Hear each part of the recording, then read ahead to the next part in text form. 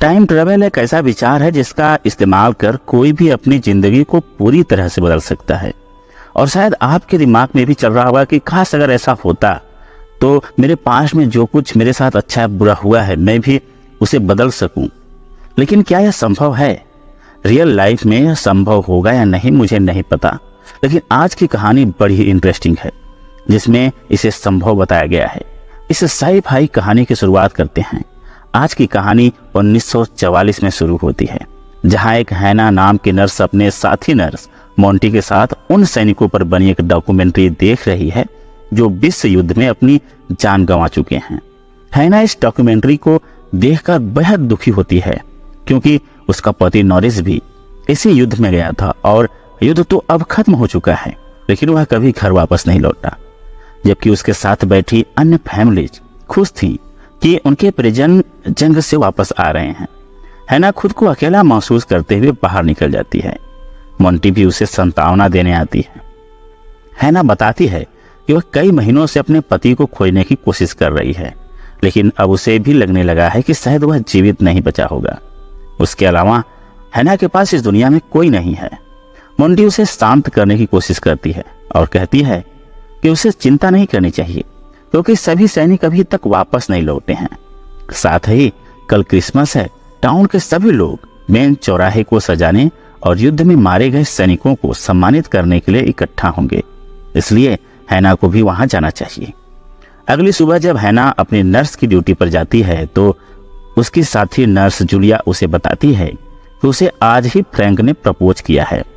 Frank एक soldier है जो घायल होकर युद्ध से वापस लौटा है और हैना ने ही दोनों को पहली मुलाकात करवाई थी। दोनों हैना का धन्यवाद करते हैं क्योंकि उसकी ही वजह से वे एक दूसरे से मिले और प्यार में पड़ गए। हैना उनके लिए एक फोटो भी खींचती है और उन्हें देखकर वह अपने पति के साथ बिताए खुशी के पलों को याद करने लगती है। जूलिया उसे दुखी देख माफी मांगती है, लेकिन हैना कहती है कि वह उनके लिए खुश है। उसके बाद हैना अस्पताल में टोबी नाम के एक छोटे बच्चे के लिए स्टोरी रीडिंग करने लगती है। टोबी के दोनों माता पिता युद्ध में मारे गए थे, इसलिए अब वह अकेला है और हैना उसकी देखभाल करती है। आज टोबी उसे एक महत्वपूर्ण खबर बताता है कि आज की रात 71 साल बाद पृथ्वी के पास से एक खास धूमकेतु गुजरेगा, जिसे सभी नंगी आंखों से क्रिसमस से पहले की रात को देख सकेंगे। यह धूमकेतु हर 71 साल में पृथ्वी के पास से गुजरता है और वैज्ञानिक अब तक यह पता नहीं लगा पाए हैं कि यह हमेशा पृथ्वी के पास से ही क्यों गुजरता है। मोंटी हैना को साथ ले जाती है और इस बीच हैना का कैमरा गलती से टोबी के पास ही छूट जाता है। मोंटी से बात करते हुए हैना कहती है कि टोबी की स्थिति देखकर उसे बहुत बुरा लगता है क्योंकि विश्व युद्ध के कारण उसका दुनिया में कोई नहीं बचा और क्रिसमस की रात भी उसे अकेले इस अस्पताल में बितानी पड़ेगी। शिफ्ट खत्म होने के बाद जब हैना अपने घर पहुंचती है तो उसके पास कुछ खास काम नहीं था, इसलिए वह अपने पति के साथ की पुरानी तस्वीरें देखने लगती है। तभी दरवाजे पर किसी की आहट सुनाई देती है। यह एक पालतू कुत्ता था जिसके गले में एक नेम टैग और एड्रेस लटका हुआ था। शायद कुत्ता गलती से अपने घर से भाग आया था, इसलिए हैना उस टैग पर लिखे पते को देखकर उसे वापस उसके घर छोड़ने निकल पड़ती है।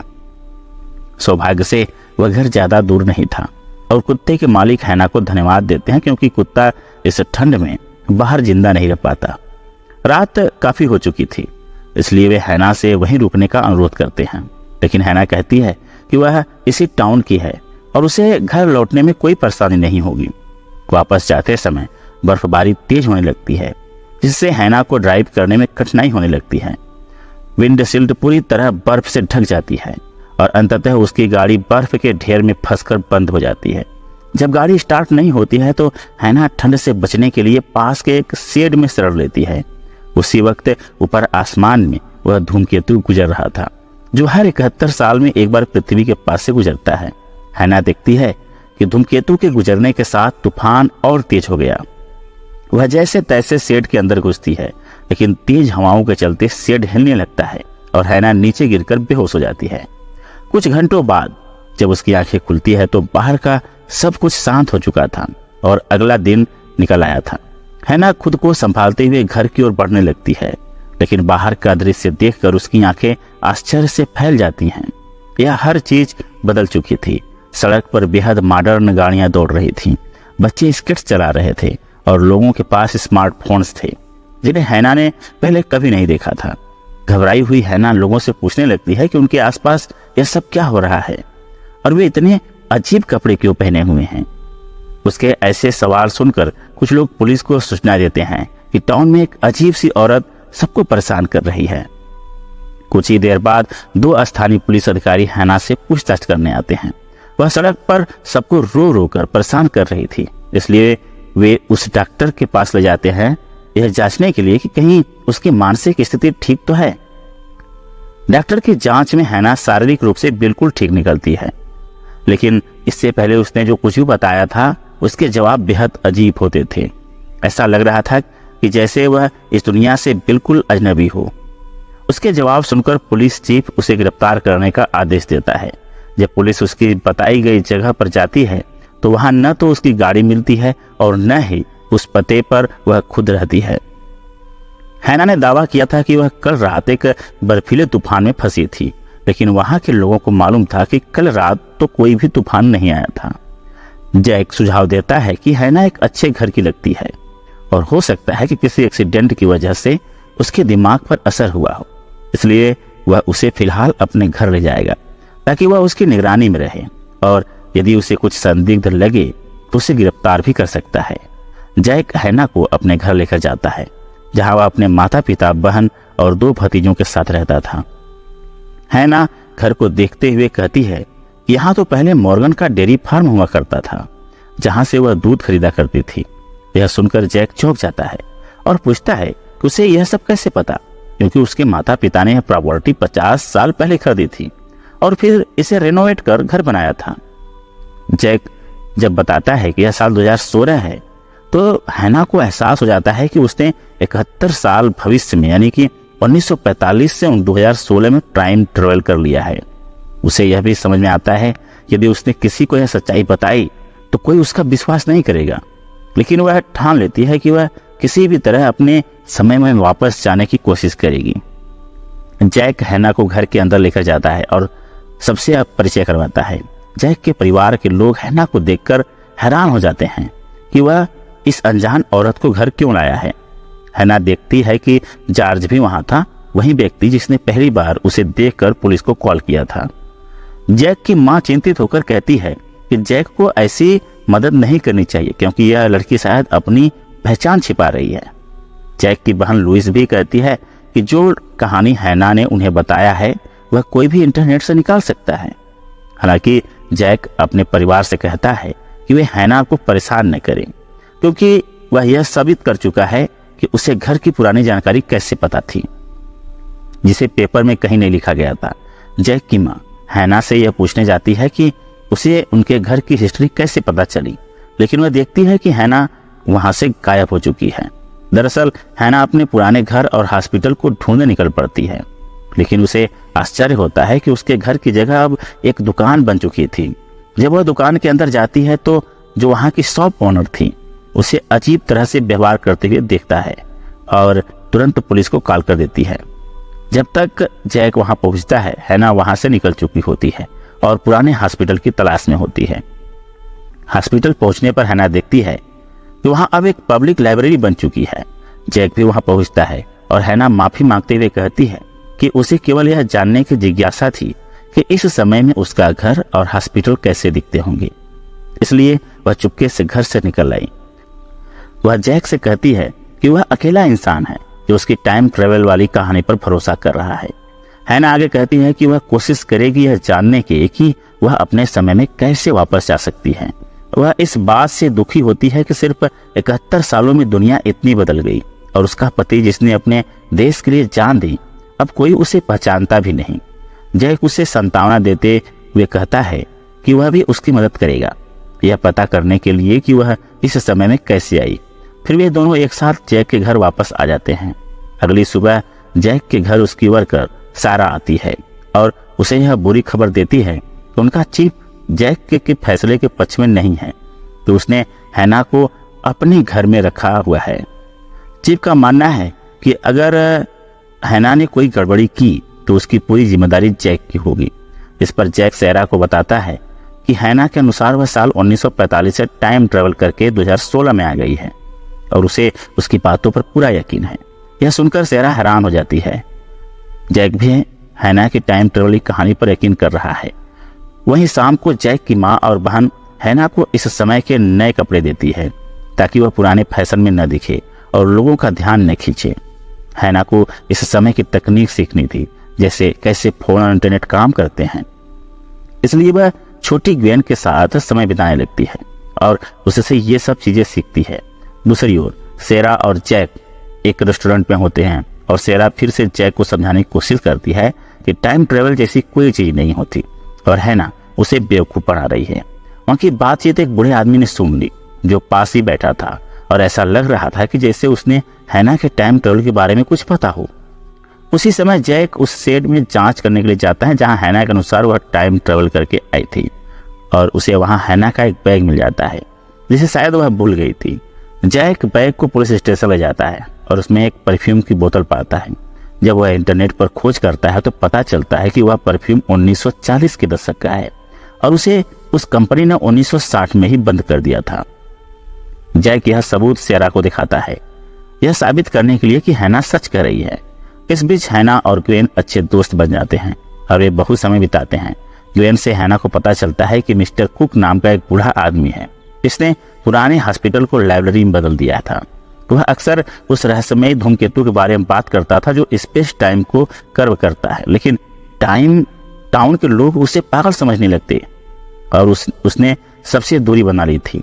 हैना को अब यकीन हो गया था कि मिस्टर कुक को ही यह पता होगा कि वह कैसे टाइम ट्रेवल करके इस समय में आई और वह वापस कैसे जा सकती। क्रिसमस आने वाला था और ग्वेन के कहने पर हैना उसके साथ शॉपिंग करने जाती है। जैक घर लौटकर पूछता है कि क्या अब हैना को यहाँ अच्छा लगने लगा है, लेकिन हैना अभी भी परेशान है क्योंकि उसे अब भी यही चिंता थी कि वह जैक पर बोझ बन रही है और उसका सच साबित करने का कोई ठोस सबूत उसके पास नहीं है। जैक उसे भरोसा दिलाता है कि वे मिलकर एक रास्ता निकालेंगे। रात में जैक हैना के लिए पुराना म्यूजिक ढूंढ कर लाता है और दोनों डांस करने लगते हैं। दूर खड़ी जैक की फैमिली और सेरा यह देखकर हैरान होते हैं। सेरा जो खुद जैक को पसंद करती थी को लगने लगता है कि जैक को अब हैना पसंद है और वह उसे कभी नहीं छोड़ेगा। जैक की माँ उसे समझाती है कि वह हैना से दूर रहे, लेकिन जैक यह कहता है कि ऐसा कुछ भी नहीं है जैसा वे सोच रहे हैं। अगली सुबह सेरा फिर से जैक पर गुस्सा करती है कि वह एक जांच के दौरान हैना के साथ समय बिता रहा है, लेकिन जैक समझाता था कि सेरा सिर्फ जलन के कारण ऐसा कह रही है। वह उसे भी क्रिसमस के मेन सेंटर पर आने का निमंत्रण देता है। शाम को सभी लोग मेन सेंटर घूमने आते हैं जहां हैना को वह घर दिखता है जहां उसने 1945 में क्रिसमस की रात एक पेट डॉग को छोड़ दिया था। सेरा उसे टाउन के मेमोरियल वॉल पर ले जाकर पूछती है कि अगर हैना सच कर रही है तो उसका पति जो वर्ल्ड वॉर 2 में मारा गया था उसका नाम उस मेमोरियल वॉल पर होना चाहिए, लेकिन हैना ढूंढने के बाद भी अपने पति का नाम उस वॉल पर नहीं पाती और घर लौटकर रोने लगती है। अब उसे लगने लगता है कि वह कभी भी अपनी सच्चाई साबित नहीं कर पाएगी। सारा भी जैक से कहती है कि यह साबित हो चुका है कि हैना झूठी है क्योंकि उसका पति का नाम मेमोरियल वॉल पर नहीं है। हालांकि जैक अभी भी उसे सच मानता है और उसे यकीन है कि वे कोई और सबूत ढूंढ निकालेंगे। घर लौटकर जब हैना अपने पुराने कपड़े निकाल रही होती है तो उसे अपने पुराने हॉस्पिटल के लॉकर की चाबी मिलती है।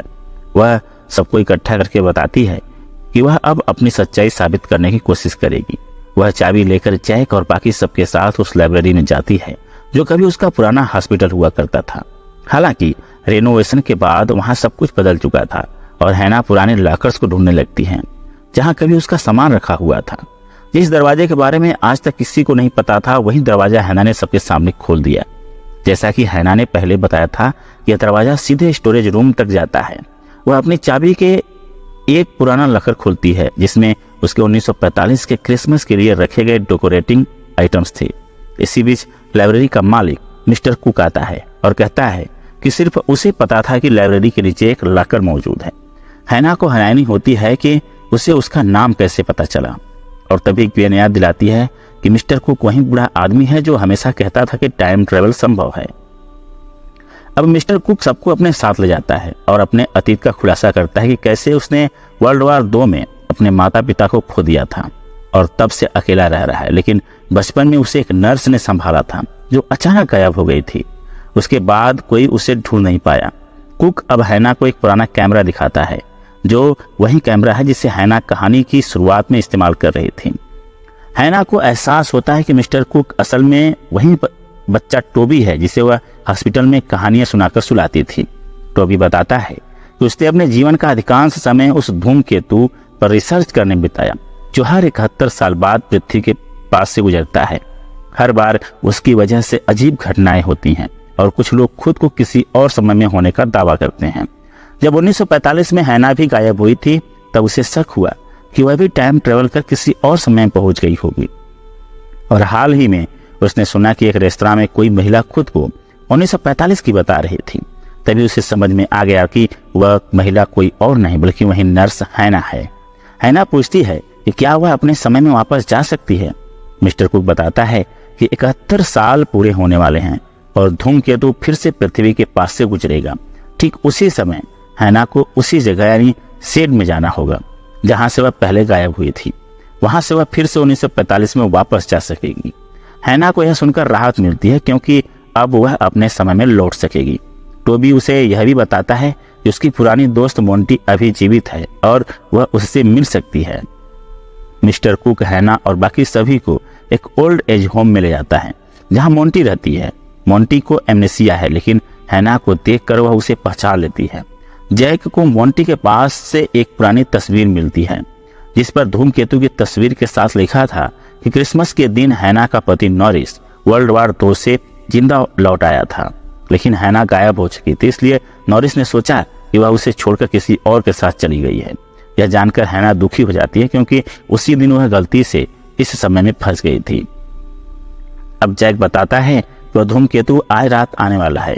अगर हैना आज रात नहीं गई तो वह अगले 71 साल तक यहीं फंसी रह जाएगी। हैना खुश होती है कि वह अपने पति से फिर से मिल सकेगी, जबकि जैक उदास है क्योंकि उसे हैना से लगाव हो गया था। हैना जैक को समझाती है कि उसे अपने पति के पास लौटना होगा और उसे सलाह देती है कि वह सारा के साथ शादी कर ले क्योंकि वह उसके लिए परफेक्ट होगी। शाम को हैना 1945 के समय के कपड़े पहनकर शेड में जाने को तैयार होती है। जैक उसे धन्यवाद कहता है और दोनों एक दूसरे को अलविदा कहते हैं। जैक अपने परिवार के साथ क्रिसमस मनाने लौटता है और उसी समय सारा से शादी के लिए प्रस्ताव भी रखता है। धूमकेतु के आने का समय हो चुका था और अब हैना शेड में तैयार खड़ी थी अपने समय में लौटने के लिए। यह कहानी यहीं पर एक भावुक और सुखद अंत के साथ समाप्त होती है। हैना ने अपने खोए हुए पति नॉरिस को फिर से पा लिया और दोनों ने मिलकर अपने जीवन को एक नई दिशा देने का फैसला किया। उन्होंने टोबी को अपनाने का फैसला किया जो अब कभी अकेला नहीं रहेगा। दूसरी ओर जैक और उसका परिवार हैरान रह गए थे जब उन्होंने यह महसूस किया कि उनके अस्तित्व की कड़ी कहीं नहीं कहीं हैना से जुड़ी है। इस अद्भुत टाइम ट्रेवल की यात्रा ने यह साबित कर दिया कि अतीत, वर्तमान और भविष्य आपस में गहरे जुड़े होते हैं। जैक और उसके परिवार का जीवन और हैना की खुशहाल वापसी, यह सब एक ऐसी कहानी का हिस्सा बना जो सभी को याद रहेगी। अगर आपको यह वीडियो पसंद आया हो तो इसे लाइक करें और चैनल को सब्सक्राइब करना ना भूलें ताकि आपको आगे भी इस तरह की दिलचस्प और रोमांचक कहानियां मिलती रहें।